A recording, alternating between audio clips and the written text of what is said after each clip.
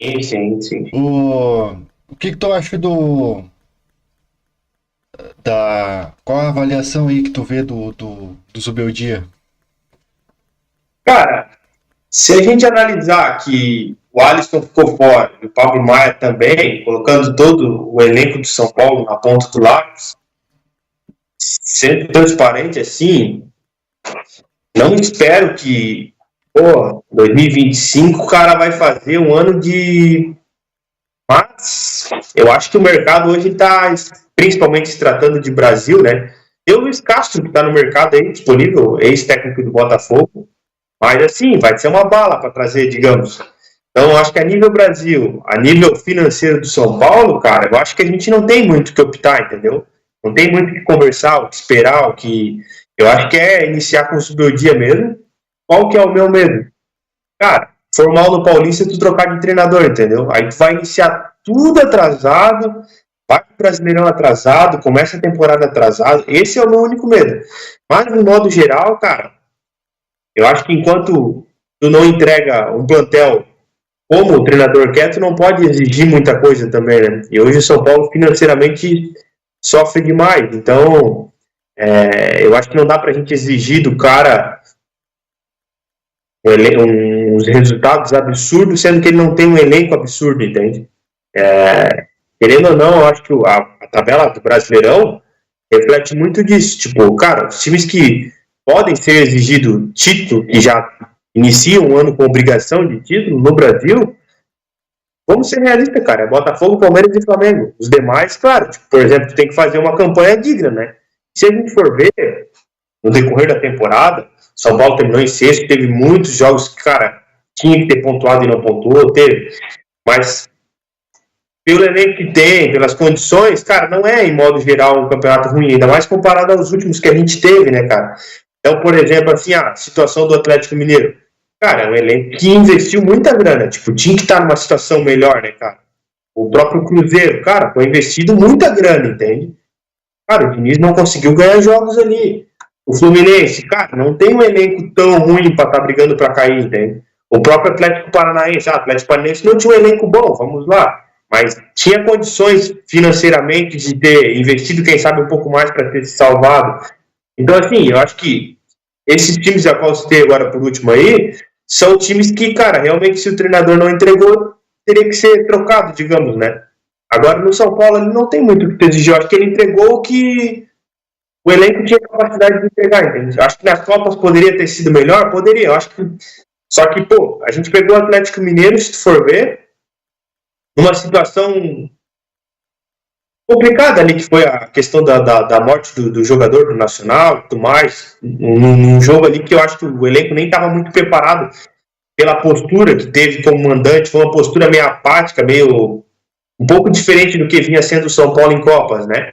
E, cara, na Libertadores eu acho que a gente teve chances de passar pelo Botafogo, teve sim, acho que o Caleri perdeu algumas chances ali que não poderia ter sido perdido, o próprio Lucas perdeu um pênalti, mas a gente também não pode ser clubista, né? Se a gente for olhar no modo geral, cara, o Botafogo jogou muito aquele jogo, principalmente o jogo de ida, né? Só Massacre, deu né? então foi um massacre, cara. Pô, quem assistiu o jogo, quem se recorda, cara, era pra ter. O jogo de ida já ter acabado, já, né? Era pra ter sido os 3-4 pro Botafogo. Então, assim, analisando no Brasileirão em modo geral, cara, a gente foi em sexto colocado. Então, não é tão ruim comparado a outros anos. Eu acho que a Copa do Brasil a gente poderia sim ter passado pelo Galo. Eu acho que a gente tinha elenco para ter pegado, ido um pouco para frente, digamos. E na Libertadores eu acho que já foi um pouquinho mais complicado, até porque a gente perdeu justamente pro campeão, né?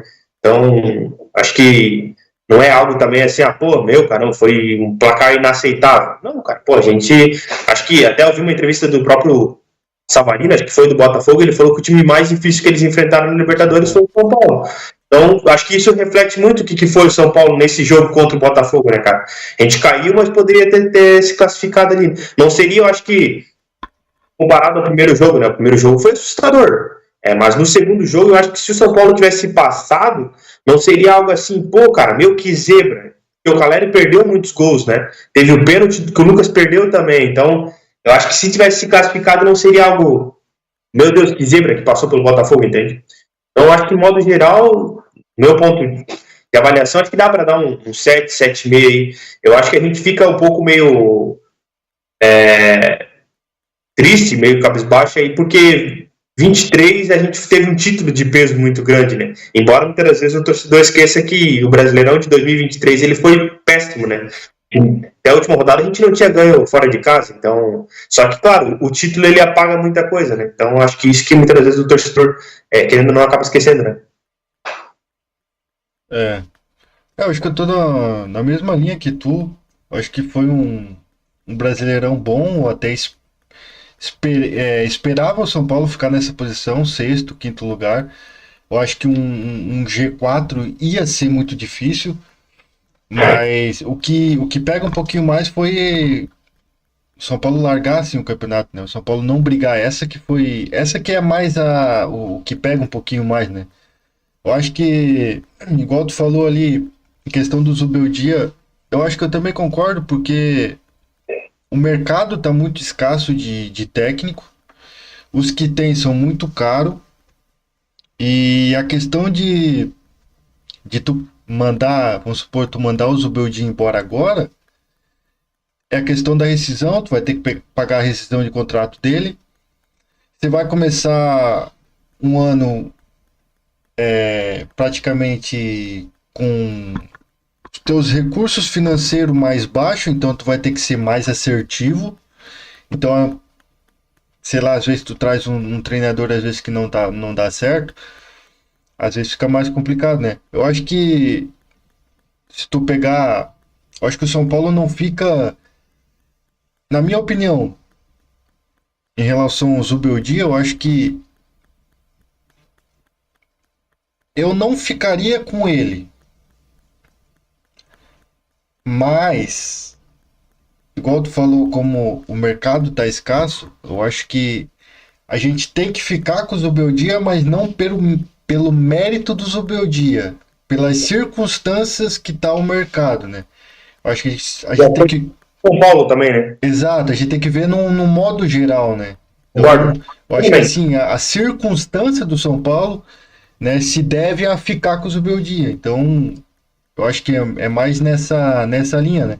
O problema é que o Zubeldia até já deu uma entrevista agora, né? Ele falou que vai precisar de 5 reforços.